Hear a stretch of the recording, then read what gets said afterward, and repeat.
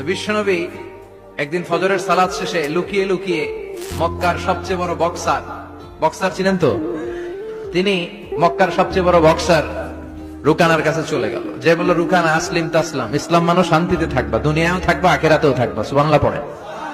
রুকানা বলে, না আব্দুল্লাহর বেটা মোহাম্মদ, আমি তো কালিমা পড়বো না, যদি বক্সিং খেলে আমারে হারাই দিতে পারো তাইলে কালিমা পড়ব।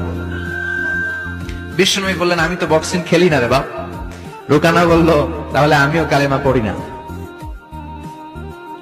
বিশ্বনবী রাজি হলেন অবশেষে। ভাবলেন, আমি বক্সিং খেললে একজন যদি জাহান্নাম থেকে জান্নাতি হয়, বক্সিং খেললে সমস্যা কই? কি রহমতের নবী, কি অ্যাটিটিউড, কি পজিটিভনেস, কি প্রোঅ্যাক্টিভনেস, অলওয়েজ প্রোঅ্যাক্টিভ, সব সময় ইতিবাচক চিন্তা করতেন। নেতিবাচক চিন্তা কারে বলে বিশ্বনবী জানতোই না, সুবহানাল্লাহ পড়ে। বিশ্বনবী রাজি হলেন, এবার বক্সিং খেলার পালা। রুকানা হাফ প্যান্ট পরে গায়ের মধ্যে জাইতুনের তেল মেখে এভাবে লাফাচ্ছে। আপনারা রেসলিং খেলা দেখছেন?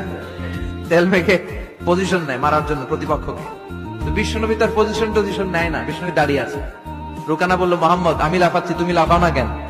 তুমিও লাফাও। বিশ্বনবী বললেন, না আমি লাফাই না, কারণ আমি সেলাইবিহীন লুঙ্গি পরি। সেলাই ছাড়া লুঙ্গি পরে যদি কেউ লাফায়, বাতাসে সতর খুলে যাওয়ার সম্ভাবনা আছে না নাই? কি লাজুক নবী ছিলেন, কেউ বিশ্বনবীর লজ্জাস্থান জীবনেও দেখে নাই। হালিমাতুস সাদিয়ার বাড়িতে যখন বিশ্বনবী থাকতেন, হালিমাতুস সাদিয়া 5 বছর এই কুরাইশি মোহাম্মদ ছেলেটাকে লালন পালন করেছে। হালিমাতুস সাদিয়া বললে, এই 5 বছরের ব্যবধানে কোনোদিন কুরাইশি মোহাম্মদরে কাঁদতে দেখি নাই। ক্ষুধা পেলেও ছেলেটা কাঁদতো না, ব্যথা পেলেও কাঁদতো না, শুধু লজ্জাস্থানের জায়গা থেকে কাপড়টা সরে গেলে শিশু মোহাম্মদ চিৎকার দিয়ে উঠত। এবার মারামারির পালা। রুকানা বলে, মোহাম্মদ তুমি মারো। বিশ্বনবী বললেন, তুই মার, কারণ আমি মারলে ওই মায়ের হজম করার ক্ষমতা তোর নাই। বিশ্বনবীর এক হাতে জান্নাতি 40 জনের শক্তি ঢুকায় দিছে কে? তো বিশ্বনবী মাইর দিলে এটাও হজম করতে পারবে? কথা কর, পারবে না। এখন রুকানাও মারে না, বিশ্বনবীও মারে না, খেলাও শুরু হয় না। এখন বিশ্বনবীও মারে না, রুকানাও মারে না, খেলাও শুরু হয় না। এখন রুকানা বলে, মোহাম্মদ তুমি মারো। বিশ্বনবী মারে নাই, কিন্তু বিশ্বনবী ওনার ডান হাত মোবারক, কি নরম হাত, সফটার দেন সিল্ক, সিল্কের চেয়ে নরম ছিল।